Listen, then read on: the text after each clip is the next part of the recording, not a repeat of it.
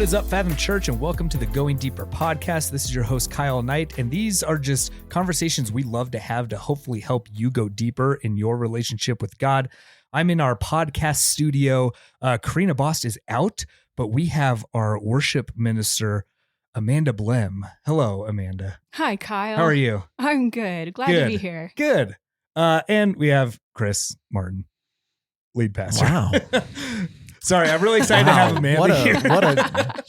I feel like a second-class citizen. Well, Amanda's here. Yay. Yay. Chris is here. Yeah. I'm here. Hey, this is our really kind of our second week, I guess, in a little mini series we started a little bit ago called The Songs That We Sing here at Fathom. And so that is why Amanda's here on this episode, is we're introducing another new song. And we're really excited about that. And so we wanted, again, to talk, just to kind of recap this series. We're going to have Amanda in here whether we do a new song or not, just talking about maybe one specific song or just how we do worship here at Fathom Church. And so we want to bring Amanda in to really dive deeper into some of these songs, some lyrical analysis of those songs, why we choose them, all that kind of stuff. So we've done one of these. You can go back and listen to the first one. But Amanda, why don't you introduce us to this new song that we're going to be singing? I think you'll hear this week. This coming Sunday, you will hear this song, if that's correct. So introduce us to what's the song title, who sings it, and just give us a little bit about why this song. Yeah, so this song is called Abandoned, and the primary guy that is singing this right now is Benjamin William Hastings. But Brandon Lake and a few other people also contributed to writing the song.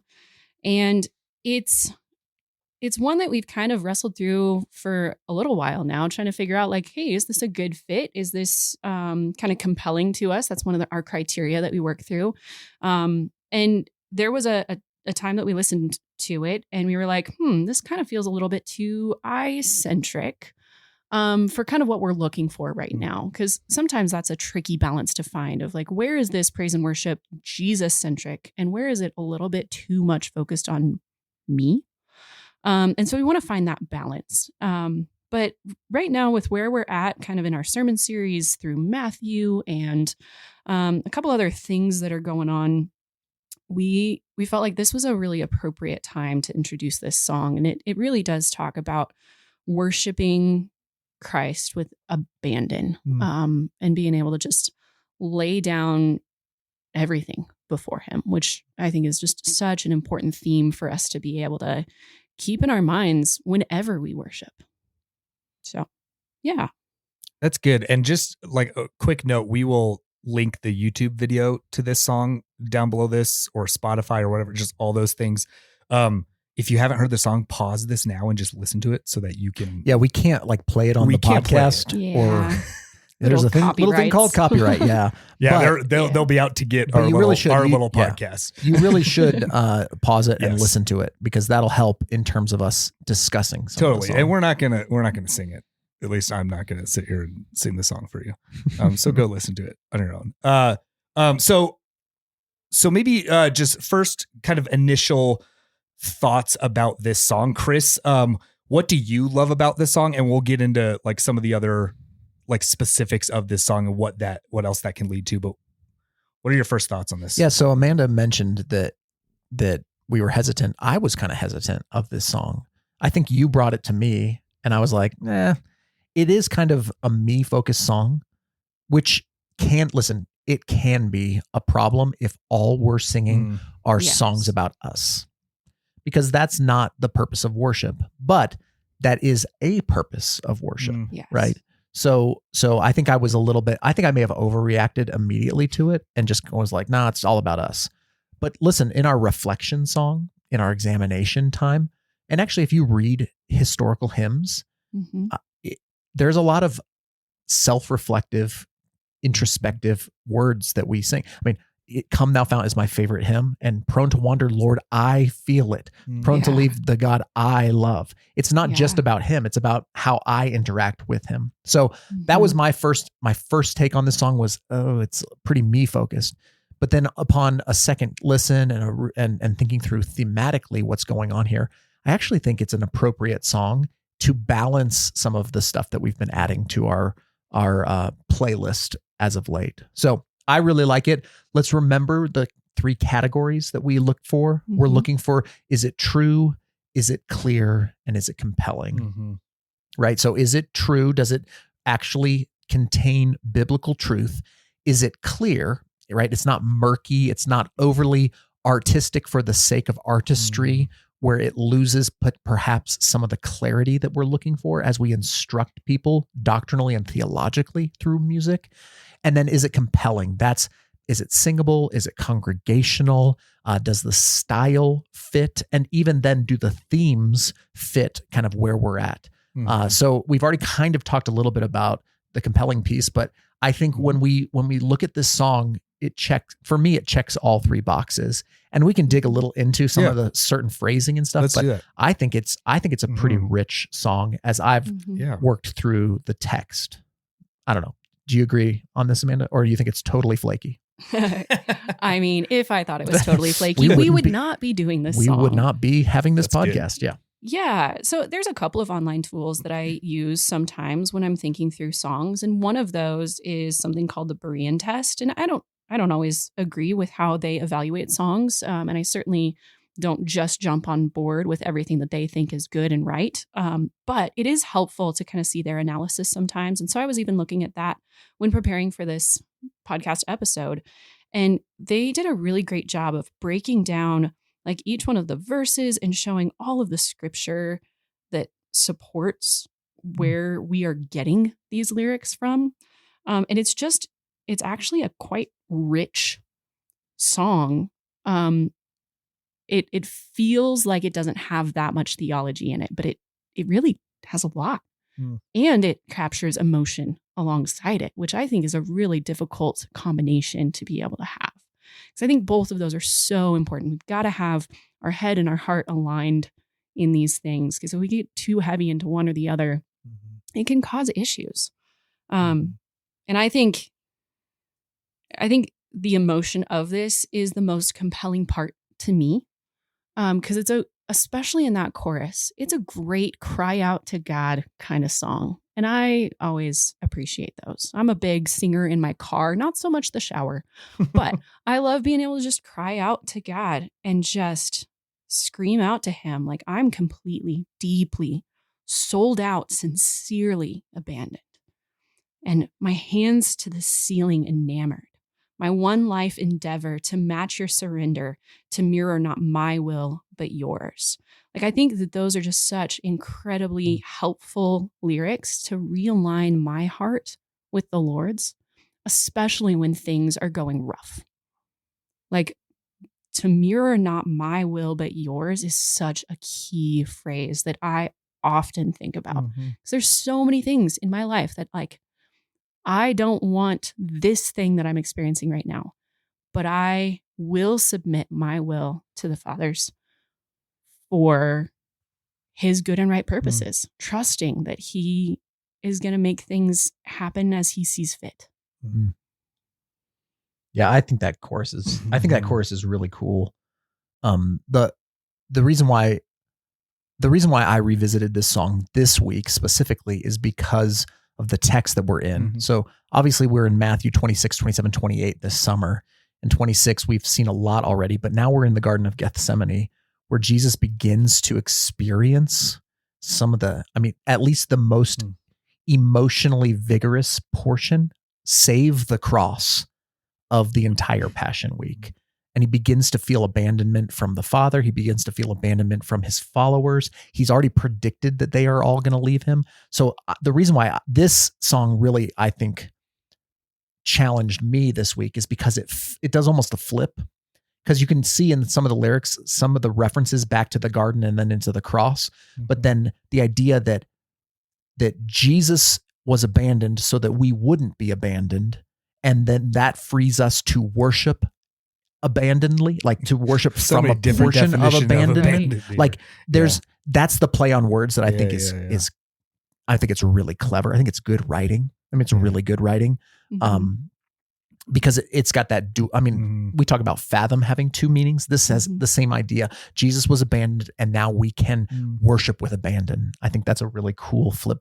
But I also think in the actual verses, there's some rich stuff. Like the first verse says, that's what I was gonna go to. Yeah, he says something isn't adding up. This wild exchange you offer us. I gave my worst, you gave your blood. So that's referring to a doctrine called the Great Exchange, double imputation. I mean, that's good theological. That's good theological stuff that we receive in the death of Christ, his righteousness, and we give him our sin. We gave our worst, he gave his blood. It's this double imputation. One is us giving to him, two is him giving to us, and that's the great exchange that happens on the cross.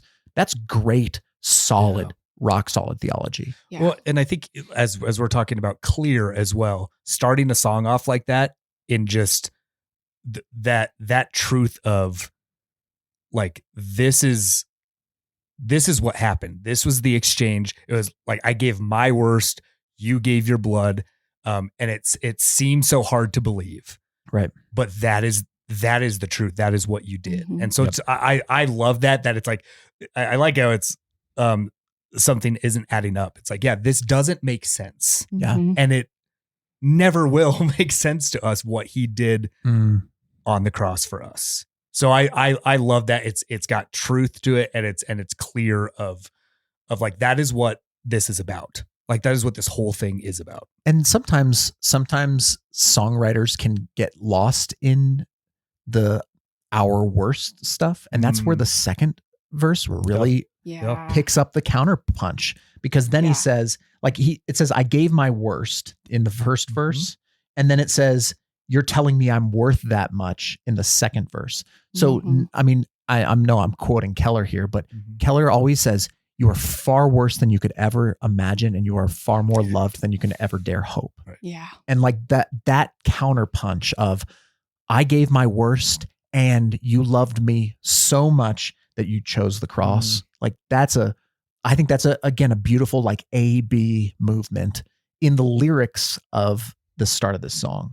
There's a lot of A-B movement within even just that second verse chunk, because it's not just you're telling me you chose the cross, you're telling me I'm worth that much. There's kind of an A-B thing there. But then also, if that is the measure of your love, then how else will I sing?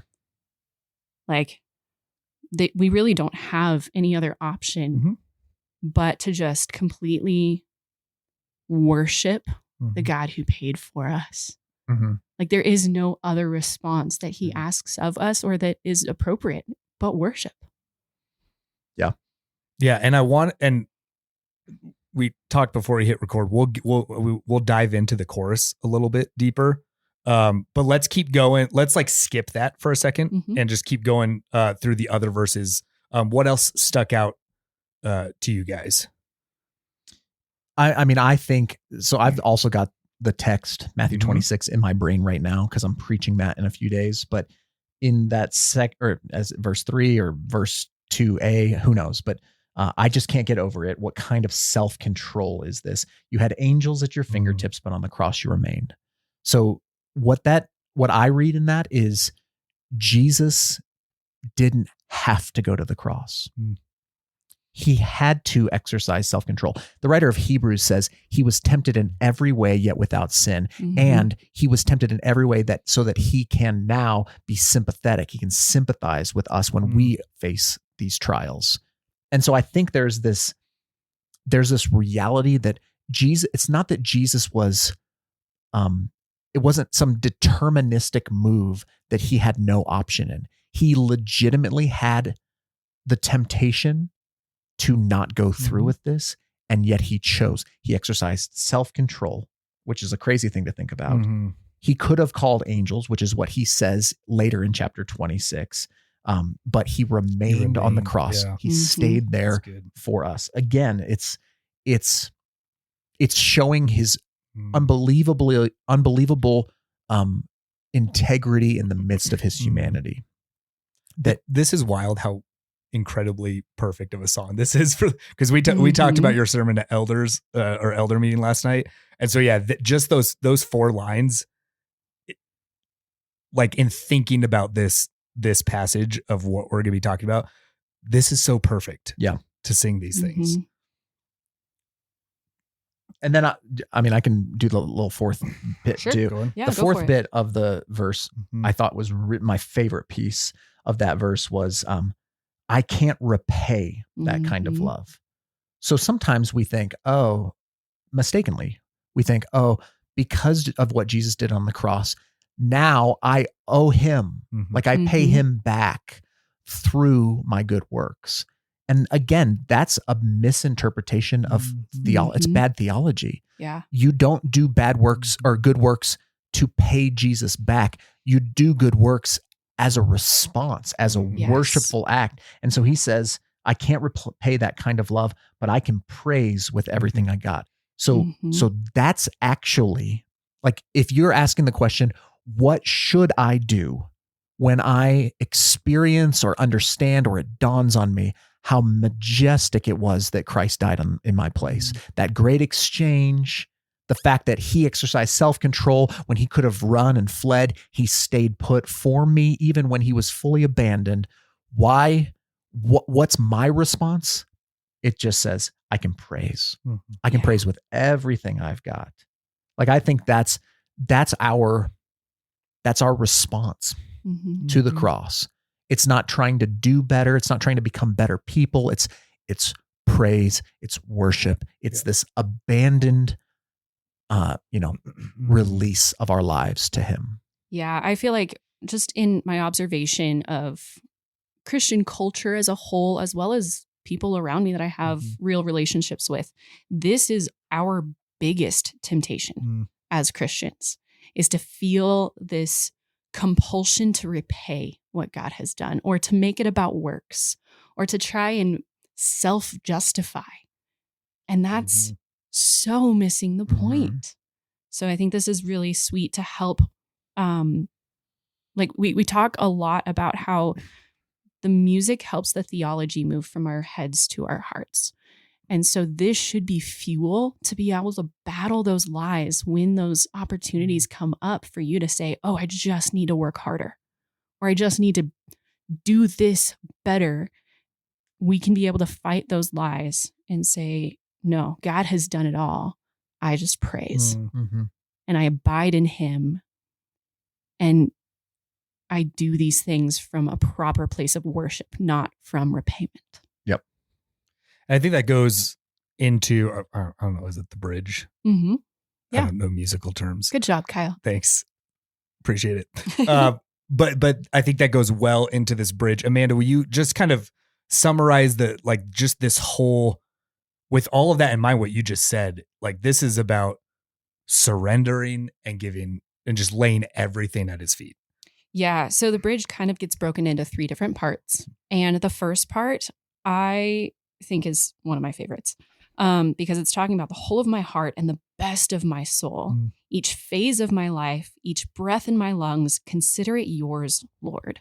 That brings to my mind what we talk about every single Sunday of bringing our first and our best to Jesus. Now, we often talk about that in like how we are giving financially or things of the like. And it applies here. It applies in every aspect of our lives. We bring our first and our best. And this is a good summation of that. Yeah, it's an act of worship. Yeah. It's not just, money, of course, but it's right. Are you bringing your first and best in worship? Yes. That means when you sing, that means when you pray, that means when you're fellowshipping, that means when you're at work, that means when you're giving. Like, are you the whole of everything? Are you bringing first and best to him? Yeah. And then that second section, I think, is one of the difficult ones to wrestle with because it highlights a lot of the different kind of issues that we can fall into easily. So it's saying the failures I hide, the victories I don't, the battles I fight, each crown that I hoard, consider it yours, Lord. So it's saying, like, I'm going to give you all my failures and all the best of me. I'm just giving it all to you. Yeah. And that one's is my favorite lyrics in the whole song. Nice. The failures I hide, the victories I don't. Yeah. Like, I just think the honesty in those words, Mm-hmm. Oh yeah. right? Like, even the stuff I don't want to tell anybody, Yeah. I want to hand it over. Absolutely. Like, I just think there's honesty in those lyrics that is refreshing. Mm-hmm. I agree. And I think both of those sections within the bridge lead so perfectly to then the third section, which is just pure response. We're no longer wrestling here. It's all glory forever. The grave that you won, the praise of the heavens, the kingdom to come, consider it yours, Lord. That is just pure adoration right there. It's just a really sweet way to wrap up that bridge section as we get back to that chorus, just crying out again that we surrender to God. That's good. Okay, I want to get into the chorus now. Okay. Yeah. Talk to us a little bit about the chorus. What's stuck out to you, and what has that kind of led you in things to encourage our church with. Just talk to us about this chorus and what it means to you, either of you. I don't care. Yeah. I mean, I've already talked about it just a little bit of how I feel that this is a good emotional expression for me, especially when I'm in kind of a lower place, to just cry out to God and just lay everything down before him. This is just like a really great vehicle for me to be able to do that. But then the next section within the chorus that we haven't really talked about yet is talking about my one life endeavor to match your surrender, to mirror not my will but yours. I'm completely, deeply, don't care who sees me, abandoned. And I can be a pretty self-conscious person. I don't even feel like I'm that expressive at just like a standard concert or a sporting event or something like that. Like, I'm just a little bit quieter of a person when it comes to my outward expression. But I still feel compelled to be a little bit more expressive when I'm worshiping the Lord, whether that's corporate setting or even just, again, in my car. My car is my safe place. That is where you are going to see me the most expressive with any emotion. But I think it's such a great call to set aside those things that hold us back from our expression of worship and to join in with the rest of God's people and just worship with abandon. Yeah, I think the chorus pairs really nicely with the truth of the choruses and even the honesty of the bridge. The chorus is kind of like all right, we're unleashing some stuff here. And I think that's a challenge for particularly our church because we tend to be a bit more reserved. And I don't know why that exactly is. But here's where I come at with this.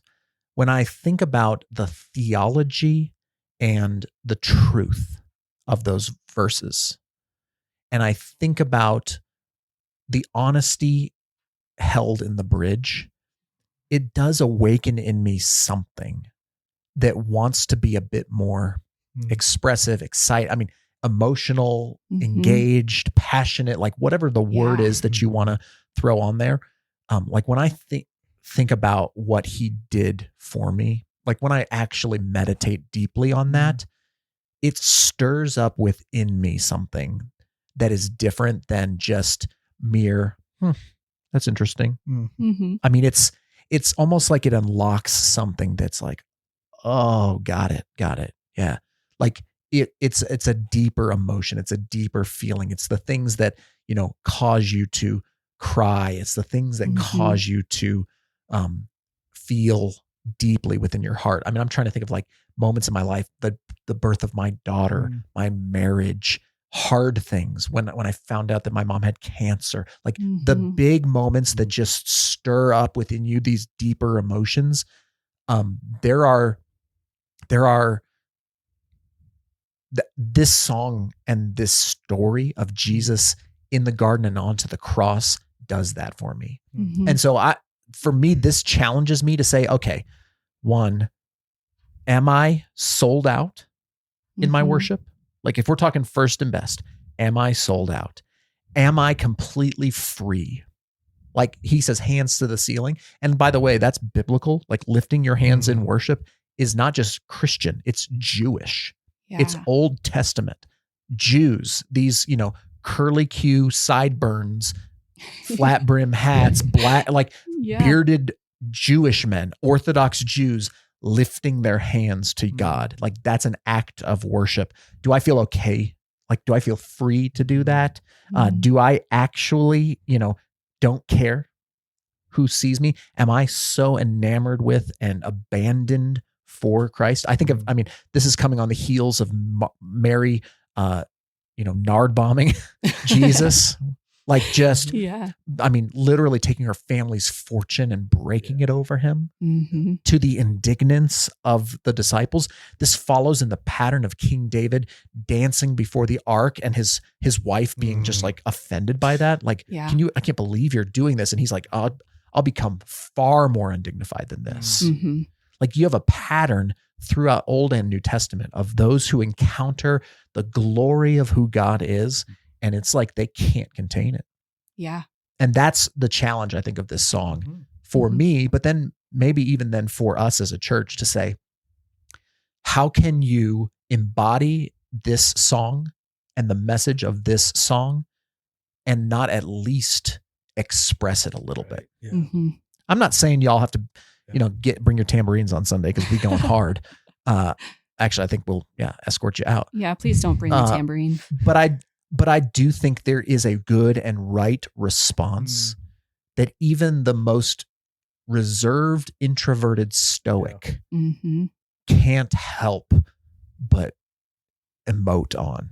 Yeah. And I know emotion is a dangerous thing, but I think maybe we've overcorrected away from expressing emotion in some streams of evangelicalism. Yeah. I would agree with that.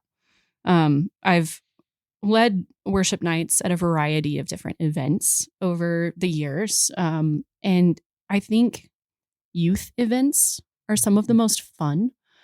So I got to lead at an FCA worship night with Jordan Wright being able to do stuff with all of her FCA crew. And I thought it was so fun to see this group of high school boys just like embracing one another and like swaying. And it kind of made me feel uncomfortable because I was like, this isn't normally what I would see. And it kind of looks disruptive to me. But I saw the joy on their faces and them embracing one another in a way that was not just this like hyper individualized version of what worship can look like. But it was beautiful. And it was relatively short. And I had to recognize the discomfort within me of like, what's my response to this? Would I even participate if I had a group of people just like grabbing me by the shoulder and like bringing me into their expression of worship? And it would make me uncomfortable. But why? Like that's such a unnecessary social thing that has kind of crept into our churches, right? Especially ones that are just not quite as loud with how they express. Right. And again, we don't want disorder and chaos, but it's just sweet to see when people worship with abandon. That's good. So Amanda, if people are listening to this, whether it's before this Sunday or I'm sure we'll play this song again. What is you both kind of gave some of this, but from our worship minister, what is your encouragement for our church as they're listening to this podcast, getting ready for this song and tying along with the text and Chris's sermon that he's prepared, for those that are a little more reserved, let's say most of our church, in just like, how do we get to a place of like getting ready for something like this and to hopefully allow us to be just completely abandoned for him? Like for those that are like, oh, that's still just like a little weird. What are some encouragements from you, our worship minister, to get us ready to hopefully help us just kind of give it all to God and not make it seem so like forced or like I should do this or whatever that is. Yeah. I mean, I think it is important to not feel that coercion of like there needs to be this specific gesture at this specific time in order to prove that I'm engaged. That being said, like bring your discomfort to the Lord. As this song is already talking about, like we just have to bring everything to him and just try it out. Like there's always that joke, and we say it sometimes of like how you can't really be honest in church, right? There's like this performance nature as well of like we have to do things just right, even in our body language. But what if that didn't exist? What if you could just try it and see what happens to the posture of your heart when you raise your hands, or if you just turn your palms up, or if you kneel before the Lord? Because I think that there is just a different way that we can engage with our hearts when we try these different ways of standing. Like there's, I've seen even in sports when people are talking about the players that are kind of sitting on the sidelines, they don't like it when they sit. They want them to stand so they still feel engaged and a part of the team. And there's just that separation that happens when you sit just to observe. Like, I don't want you to just observe me singing on stage on Sunday mornings. If that's what's going on, then it turns into a concert, and that's not what I want. I want you to be engaged in worship. And that's why we even ask everybody to stand with us, because that feels like a minimum ask of having you all be engaged with us. But then what could that look like for you to raise a hand or to bow a knee or whatever that needs to be? Just try it out. Yeah, I agree. And I think we tend to be a bit overly cerebral in how we handle this stuff.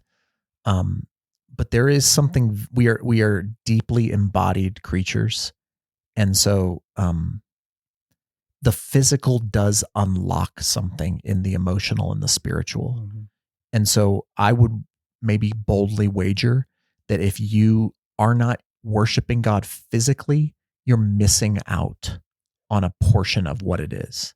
It's not only that it's just different, it's that you're missing a big, I mean, it's imagine trying to be in a relationship with somebody and never giving them a hug and never holding a hand. And that, like, there's just something about physically manifesting what emotionally and even spiritually and mentally you're going through. So I again, this is why we talk with our hands, right? I'm doing it right now, but like you do this, like whether you know it or not, you actually physically engage while you're communicating. Why wouldn't you do that in worship? Or at least trying that stuff out? But just standing still, arms at your side, maybe singing, maybe not, is not fully engaging in the act of response to worship, responding to what you are engaging with in the scriptures and with the Holy Spirit. And I think within that too, it's important that in our self-reflection process, we're not critical of ourselves, but we are curious as to, like, why is it that I feel such hesitation to be able to engage in this way? Why does it make me feel uncomfortable to lift my hands or to even sing out? Like my grandfather, I loved being able to worship next to him, and he could not hold a tune, and I loved it. And it's not because I like bad music. Like, I just loved his abandon. He really did not care. And he wasn't loud and obnoxious and disruptive about it, but he didn't care that he did not have the type of singing voice that we would actually put on stage. And it was just such a sweet example for me, especially as I have pursued music for my whole life. I think if I didn't have that example set before me, it would greatly affect my perspective today on how much value there is in the lack of polished presentation. Like we're just coming to the Lord here. Yep. It's real. Yeah. I like it.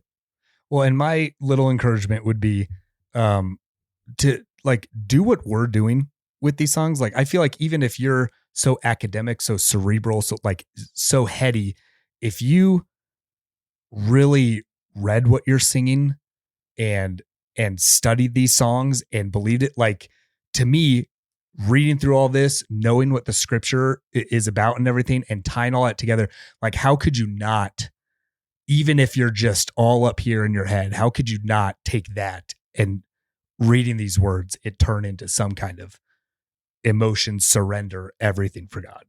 So, any last things about this song? Abandoned. Love it. Yeah. Great song. Yeah. Listen to it. I mean, seriously, Yeah. click the links below and Mhm. give it a listen. Add it to your playlist. I think it's fast becoming one of my favorite new songs right now. So yeah, I think it's worth a hear. Yeah, it's good. Well, thank you, Amanda. My pleasure. We look forward to this Sunday, and thank you, Chris. Thank you, church, for listening, and we'll catch you next time.